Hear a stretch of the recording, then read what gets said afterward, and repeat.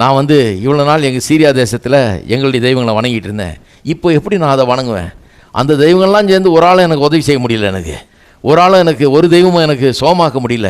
இந்த இஸ்ரவேலின் தேவன் என்னை சோமாக்கிட்டார். குஷ்டரோகத்திலேருந்து இவ்வளோ பெரிய வியாதியிலேருந்து என்னை சோமாக்கிட்டார்.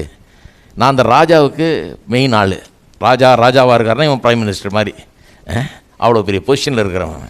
அவன் சொல்கிறான், ராஜாவோட நான் எங்கள் நாட்டில் எங்கள் நாட்டின் தெய்வமாக இருக்கிற இந்த ரிம்மோன் என்கிற அந்த தெய்வத்தினுடைய ஆலயத்துக்கு போய் அந்த ராஜா வந்து பணிந்து வணங்கும்போது அவருக்கு கைலாக கொடுக்க வேணும். நான் அவரை பிடிச்சி கூப்பிட்டு உள்ளே போய் அவர் குனிஞ்சு எந்திரிக்கும் போது நானும் கூட குனிஞ்சு எந்திரிக்கணும். வேலையில் இதெல்லாம் இருக்குது. கர்த்தர் என்னை மன்னிப்பாரா? கொஞ்சம் கேட்டு சொல்லுங்கள். ஏன்னா நான் உண்மையாக வணங்கலை அந்த தெய்வத்தை. இனிமேல் வணங்க முடியாது. ஏன்னா அதெல்லாம் ஒன்றும் செய்யலை. இந்த தெய்வம் தான் எனக்கு இது பண்ணியிருக்காரு. அதனால் நான் உண்மையாக அதை வணங்கலை. இந்த மண்ணெல்லாம் ஏன் எடுத்துகிட்டு போகிறேன்னா நான் இந்த தெய்வத்தை தான் வணங்க போகிறேன். ஆனால் உள்ளே போய் அந்த ஆள் கூட கொஞ்சம் குனிஞ்சு எந்திரிக்கணும். கர்த்தர் என்ன மன்னிப்பாரா?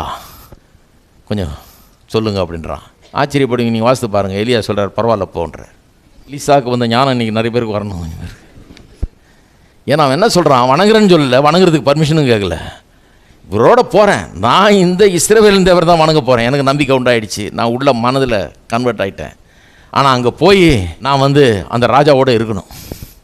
இதில் ஒரு நல்ல ஒரு பாடம் எல்லாருக்குமே அமைஞ்சிருக்குன்னு நினைக்கிறேன். ரொம்ப நேக்கம் வாழ வேண்டியதாக இருக்குது. சீரியா தேசத்தில் இஸ்ரவேலின் தெய்வத்தை வணங்குற ஆள் ஒருத்தனும் கிடையாது. ஒருத்தன் தான் இருப்பான் போல இருக்குது. அவங்களுக்கும் தெய்வம் இருக்குது. ரிம்மோன்னு பேர். அந்த ரிம்மோன்ற தெய்வம் வந்து அந்த குலத்துக்கே தெய்வம் மாதிரி, அந்த தேசத்துக்கே தெய்வம். அந்த தெய்வத்தை வணங்கலைன்னா தேசத்தின் மேலேயே பற்று இல்லை, பக்தி இல்லைன்னு சொல்லிடுவாங்க. அந்த மாதிரி ஒரு காரியம். ஆனால் இவன் என்ன சொல்கிறான்? எனக்கு தேசத்தின் மேலே பக்தி இருக்குது, தேசத்தின் மேலே பற்று இருக்குது, தேசத்துக்கு நான் படைத்தலைவனாக இருந்து எத்தனையோ யுத்தங்கள்லாம் ஜெயித்து கொடுத்துருக்கேன். இனிமேலும் நான் உண்மையாக வேலை செஞ்சு தேசத்துக்காக நான் எல்லாத்தையும் செய்வேன்.